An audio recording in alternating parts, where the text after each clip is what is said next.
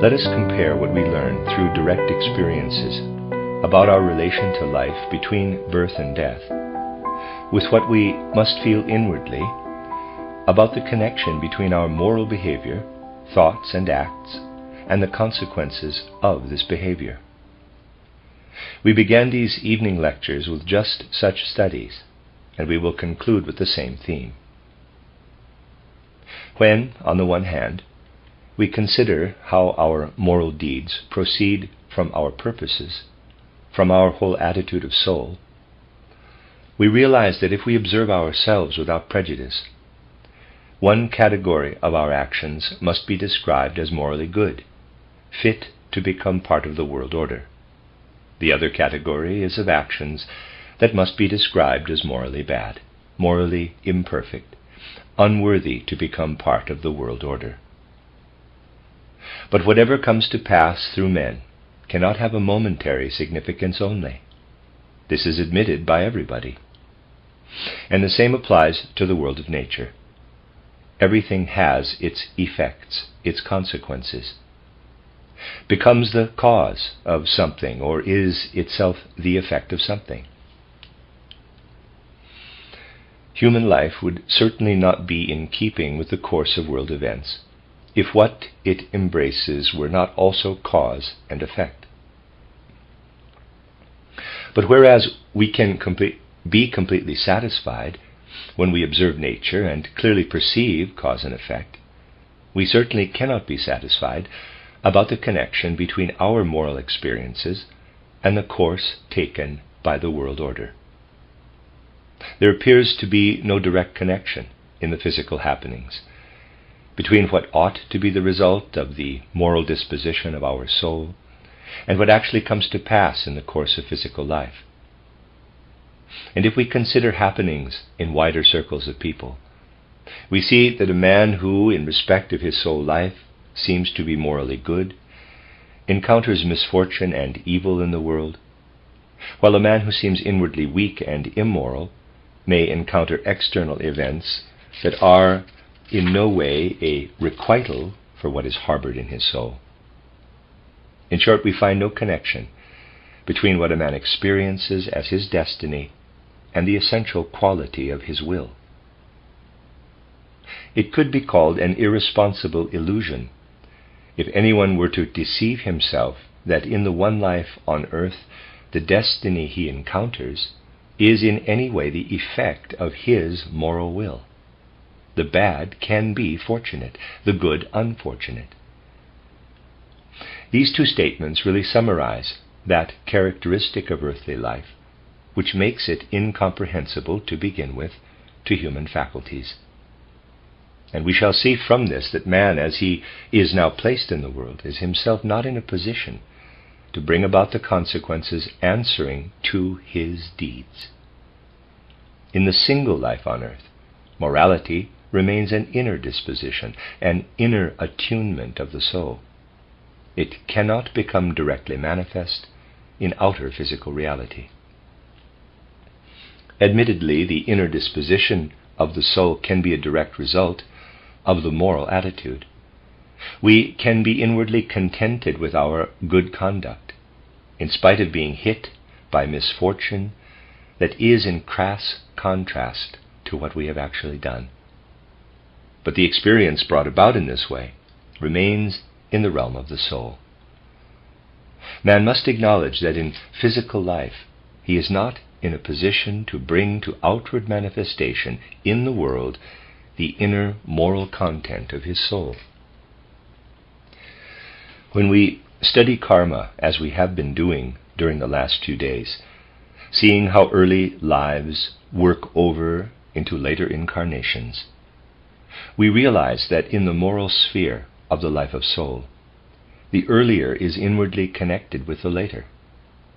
But put briefly, however, this means that here, in physical life on earth, man has a constitution which forces back his moral conduct into the realm of soul, does not allow it to take effect in one earthly life. In a single earthly life, man is powerless to give effect to the moral content he bears in his soul. His physical corporeality, his etheric substantiality make him powerless. In the life between death and a new birth, however, he becomes as powerful as here in physical life he is powerless. But if in his physical life the physical and etheric bodies render him powerless, there must be something in the life between death and a new birth that enables him to give effect to this soul content, to make it a reality there, and physical reality too in later lives on earth. On earth we live in our physical and etheric bodies amid the kingdoms of nature, and it is what we have to take from nature for these bodies that renders us powerless. With our own being of soul and spirit, which passes through the gate of death, we become powerful after death, because we are then united with the beings of the higher hierarchies, just as on earth we are united with the kingdoms of nature.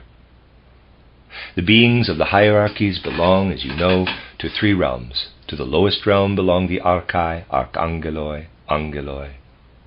To the middle realm belong exousiai, dunamis, kuriotetes. To the highest realm belong thrones, cherubim, seraphim.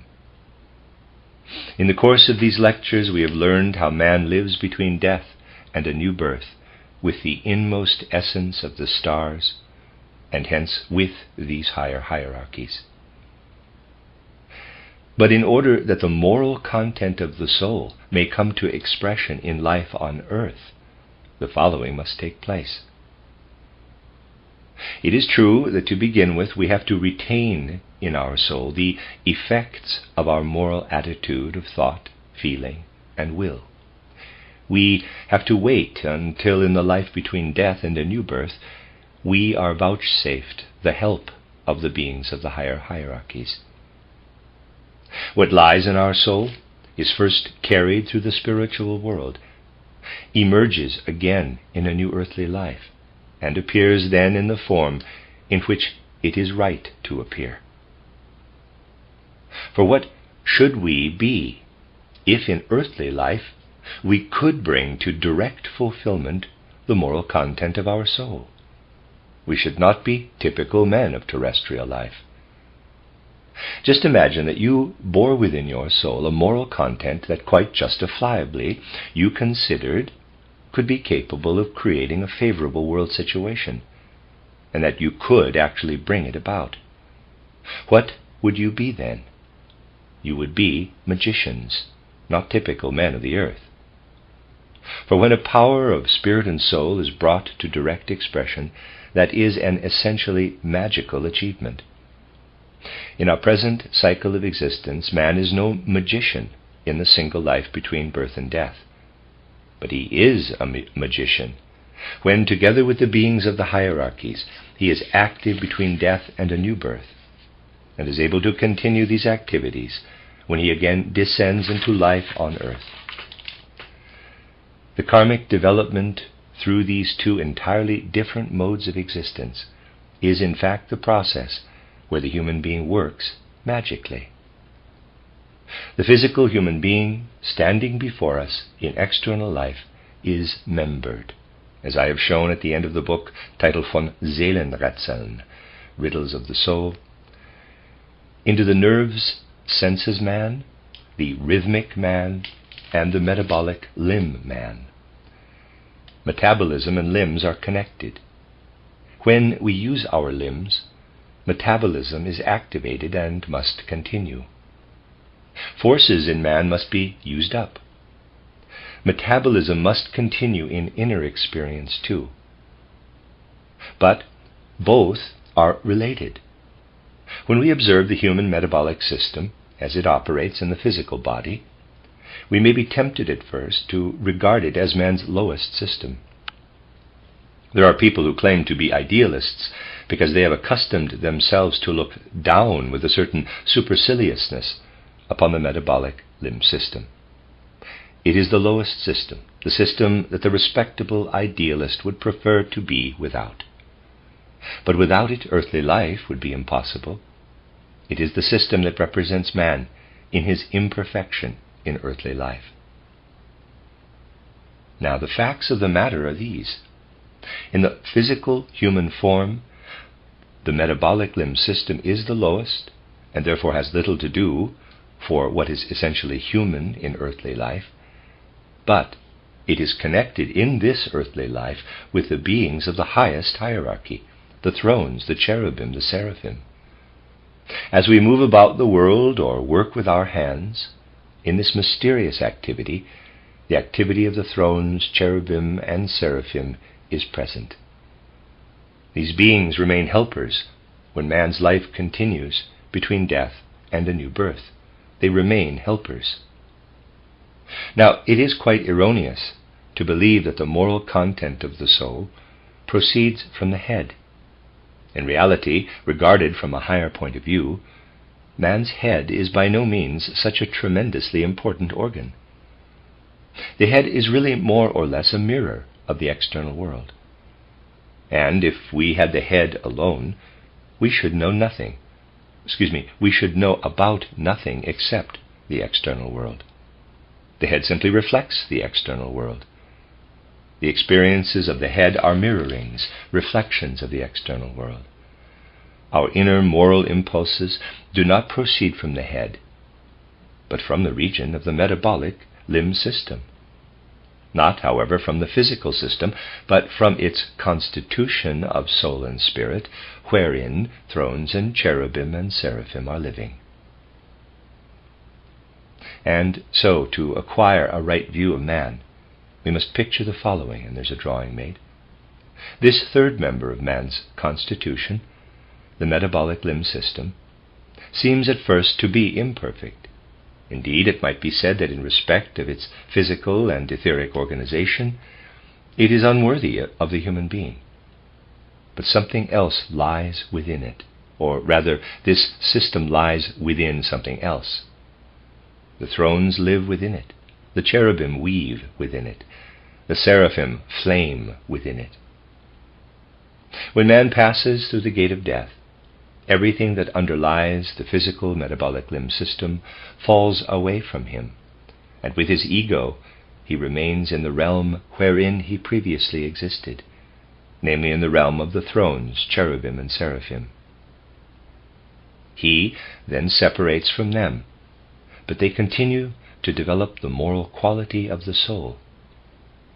Here on earth, man looks upward to the heavens in order to divine a higher reality, a spiritual supersensible reality. He does this as long as he is on the earth. If he is living between death and a new birth, he looks downward and beholds what the moral content of his soul becomes as a result of the deeds of the cherubim, seraphim, and thrones. There, below, when he descends again to the earth, the consequences are fulfilled. There, the cherubim, seraphim, and thrones are working to bring about the fulfillment of the spiritual reality. And so, after we have become attentive to it, we see how, in a magical way, man sends the consequences of his deeds of the present into the next earthly life. Now that we have considered the metabolic limb system, let us turn our attention to its polar opposite, the nerves and senses system.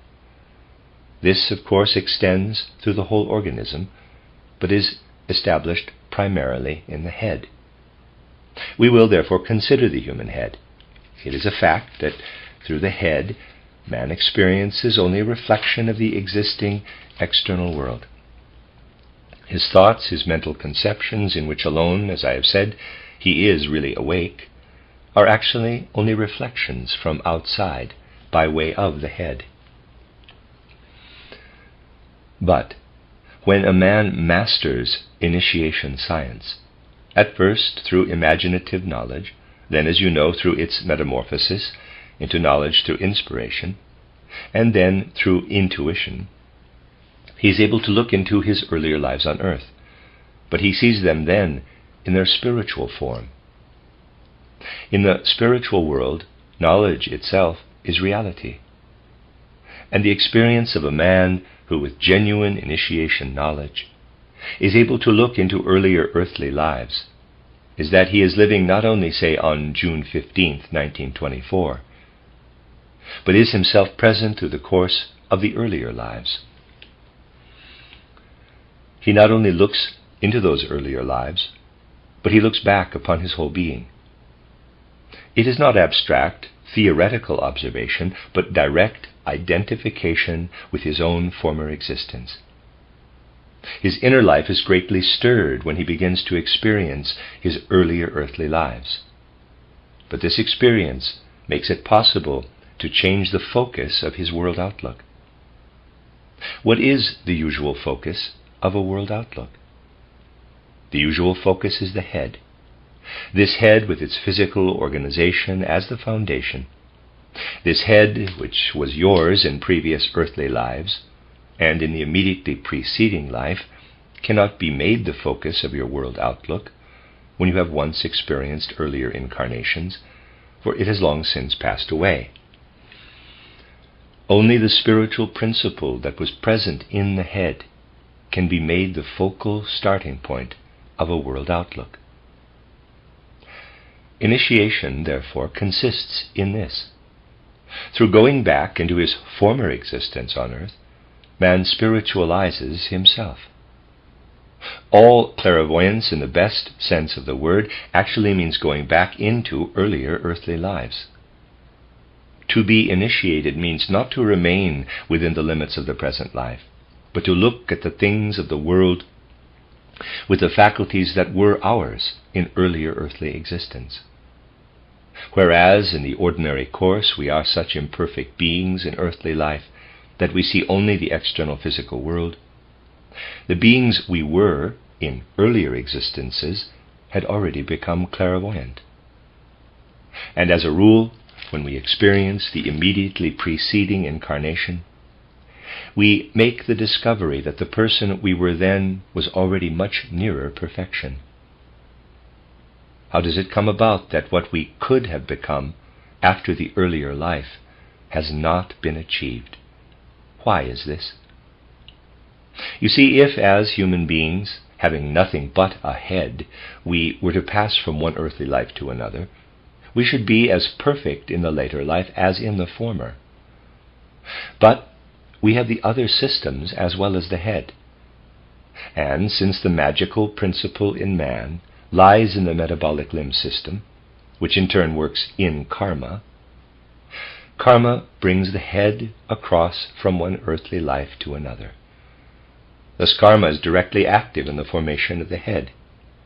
And if we begin to develop an unprejudiced view of man in this field, we shall gradually learn to read a great deal about his karma from the physiognomy of his head. To look at the human head with the ordinary consciousness of today is just the same as taking Goethe's Faust and beginning, quote, I, Havestud,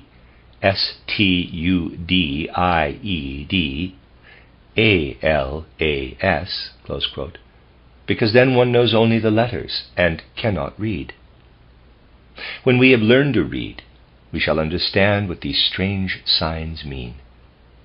As I said once before, this trivial fact brings it about that whereas we should otherwise see only about 30 different shapes of letters in books, we have Goethe's Faust, Hegel's logic, the Bible, and so on, simply because we have learned to read. In the same way we can learn to read the living things around us. The progress from merely spelling the form of the human head and reading it leads into the secrets of the karma of that particular person. As regards the outwardly perceptible form of the head, we may say that every human being has his own particular head.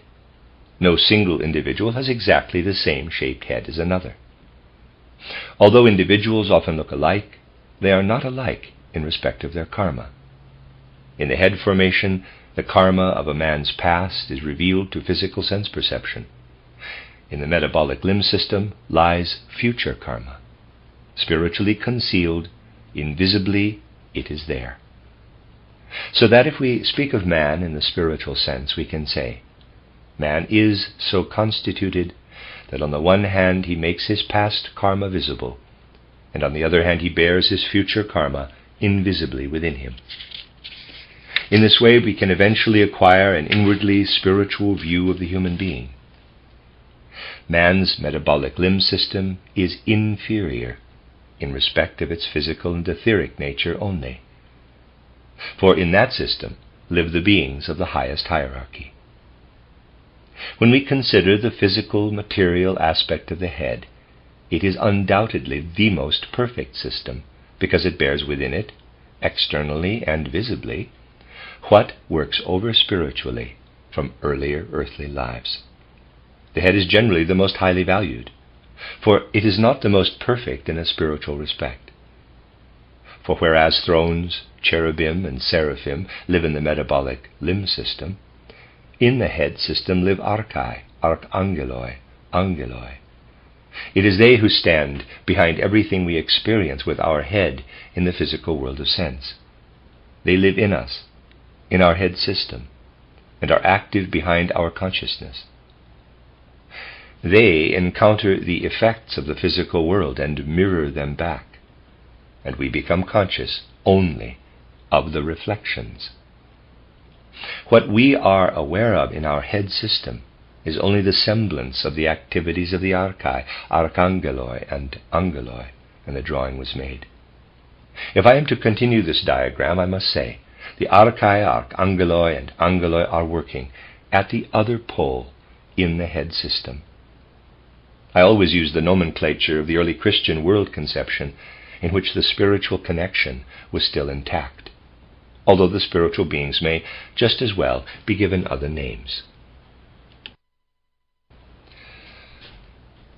Between the nerves and senses system, which is based primarily in the head, and the metabolic limb system, man has the rhythmic system, in which everything that is active between the lungs and the heart is contained. In all this activity live the beings of the hierarchy of the exousiae, dynamis, kuriotetes. In concluding our studies of karma, we are led again to the realization that while man faces the three kingdoms of nature here on earth, behind him are the spiritual kingdoms of the hierarchies, one above the other. And as here on the earth his physical body encompasses him and prevents him from bringing to fulfillment, by magic, the moral forces of his soul, after death the world of the hierarchies receives him and enables him to make effective, magically, for the next incarnation, what he cannot achieve in one earthly life.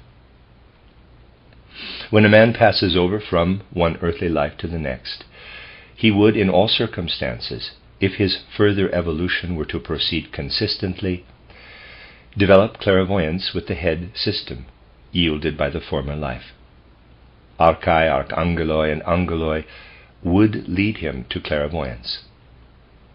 Hence, if a man is to have insight into spiritual reality, insight that without an iota of superstition or charlatanry can be called clairvoyance, he must be able to project himself with a certain cosmic consciousness into his previous life on earth, although in the external world he has progressed to his present incarnation. Thus, if someone is living, let us say, in the 20th century, he uses the body which this century can provide, and for knowledge he must avail himself of the head. He cannot be clairvoyant. But let us suppose he were transported into a previous earthly life, say in the 10th or 11th century, as the result of his meditative exercises now, in this 20th century. He is not the same person as he was at that earlier time, but through his own forces he has brought it about spiritually, that now in the 20th century he is the man he was in that earlier epoch, a clairvoyant personality. Clairvoyance can reveal this clearly to initiation knowledge during life in the physical world. When we look closely into human life, however, it is revealed to clairvoyant consciousness that in the deeper impulses of a man's nature, in the deeper foundations of his soul, What was present in a former incarnation rises up again in a different form. It is therefore essential, if we wish to approach in earnest such matters as the working of karma, that earthly experience must be of a more spiritual character than is usual. I will elaborate what I have been saying by means of an example. You know from the way in which I have given such examples that they are the findings of spiritual investigation undertaken with a deep sense of responsibility. A certain individual lived in the European Asiatic Orient, somewhat earlier than the founding of Christianity, with a task that was far from his liking. It was in an epoch when slavery was still prevalent, and his task was to supervise a number of slaves belonging to a certain owner. Supersensible vision leads us to a situation where a human soul, incarnated at that time in the body of a slave overseer, was obliged to carry out whatever the cruel owner of these slaves decreed.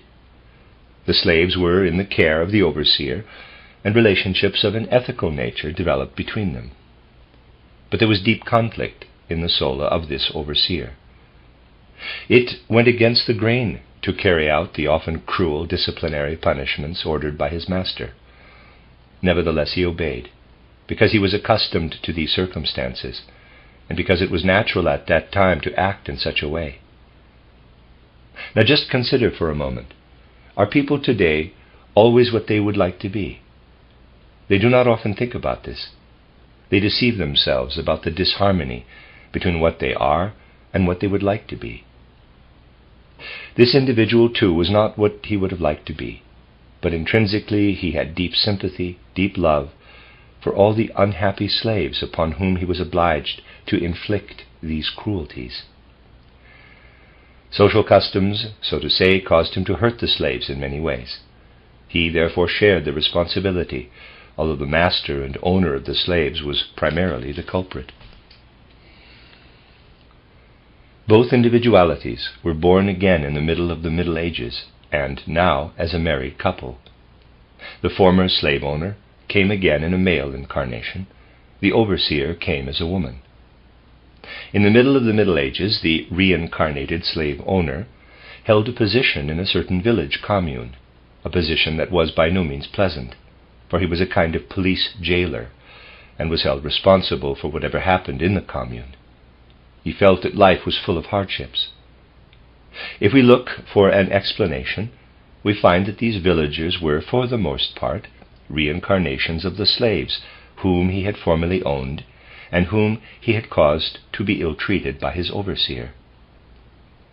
The karmic result turned out to be that the former slave owner, although he had become a fairly high official, was nevertheless the village jailer, who, together with his wife, was held responsible for whatever happened in the commune.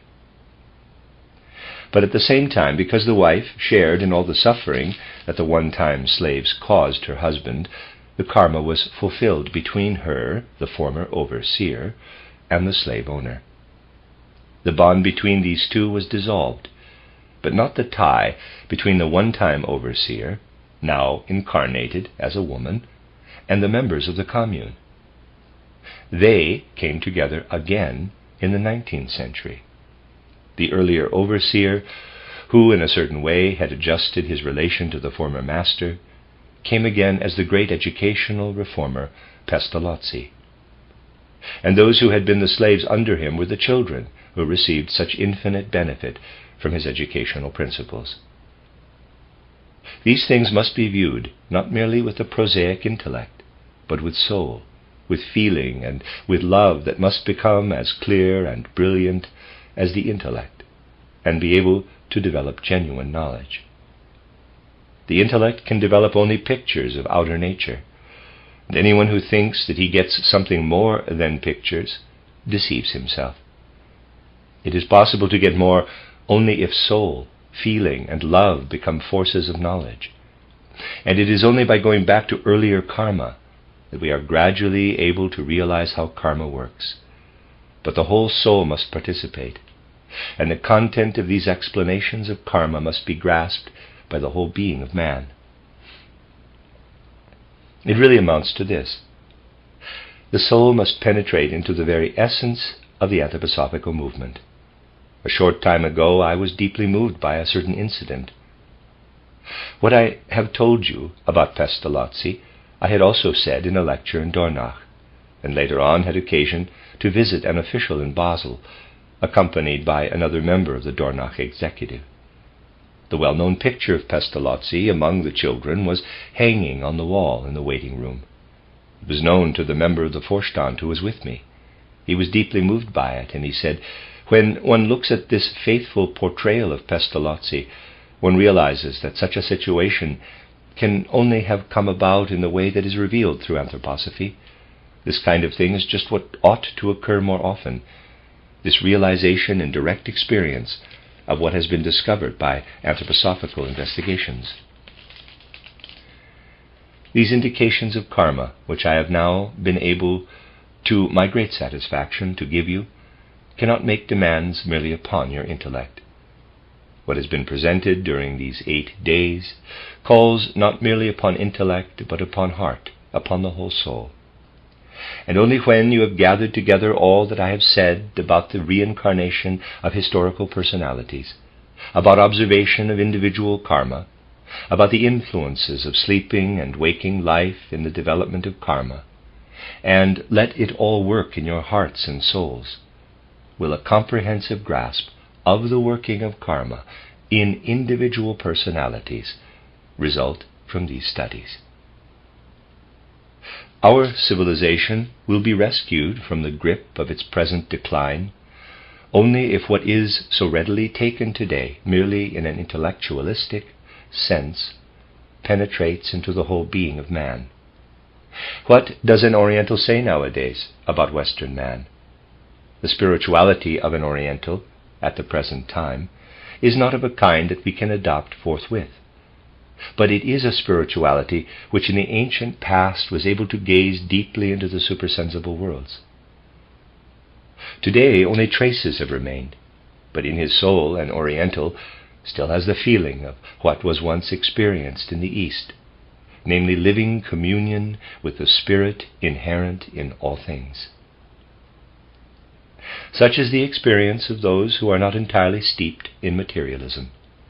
One Oriental who had a feeling for the spirituality in Eastern wisdom said the following as he contemplated Western civilization, quote, "Its essential characteristic is that it is only facade and has no foundations. The facade stands on the ground without any solid foundations," close quote.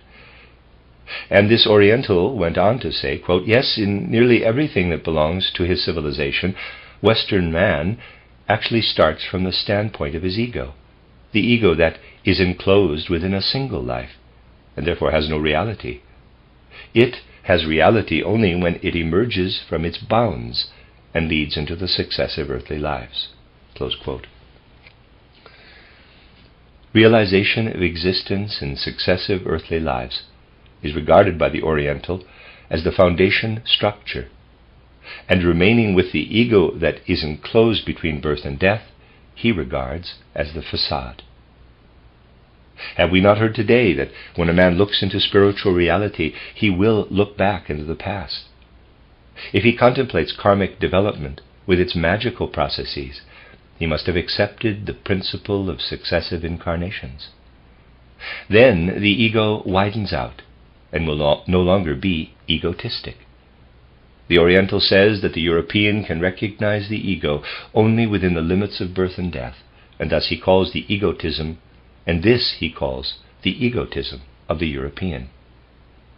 So he says that European, indeed Western civilization as a whole, is only facade and has no foundation structure. Moreover, that if this state of things continues and Western civilization persists in recognizing only the ego living between birth and death, the separate stones of the facade might one day fall apart, as the facade has no foundation. This picture of the single stones crumbling away from the facade has actually arisen in many Oriental souls, living as they do largely in imaginations. It is insight into such matters as have been studied here during these last few days that can add the foundation structure and supplement the mere facade. Contemplation of the karma which reaches from earthly life to earthly life leads man beyond the restricted activity that is limited to a single life on earth. In what must be our final lecture, I should now like to place before your souls a vista into the cultural task of anthroposophy. If it works on within you, revealing many things, you will become co-workers in the task of creating the foundation structure for a true and genuine facade of Western civilization. I have nothing to add to what has often been said by men of the East. What they really mean is this: the West has departed too far from the Spirit. It can no longer find the foundation structure. The East must contribute what it still possesses from ancient times in order that civilization on earth may not perish. Whether this terrible fate that is prophesied for Western civilization by all clear-sighted Orientals can be avoided depends upon endeavors such as those of anthroposophy. Resolute will is needed to penetrate into the spiritual world, in order that its forces may again be received into the hearts of men. Hence a community of human beings who have come together, as you have done, for spiritual activity, has grasped what this truly means only if the resolution is taken to apply all the forces of the will to the task of furthering, for the sake of humanity, experience of the Spirit. My purpose in these lectures was to point the way to experience of spiritual reality, and thus to the moral principle that is everywhere implicit in it. For this reason I wanted, in these hours when we could be together again, to give you just what I have given. But in anthroposophy, spiritual things should be taken in earnest at all times, during every moment, not only during every lecture hour. In anthroposophy, therefore, it is true to say that when we are beside one another in space, we are together physically. But because we recognize spiritual reality, we know that we are also together even when physically apart.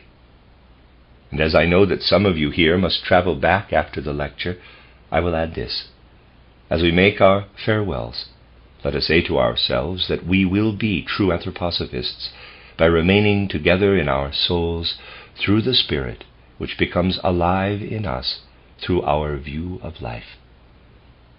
Let those of us who are now going away again say to our friends of the Breslau group, we too will think about what we have been able to acquire for our own souls and those of others while working together with you. We will feel that we are with you even when we have gone away from this room, and we hope that the Breslau friends too will think of those who were so glad to have been among them this time.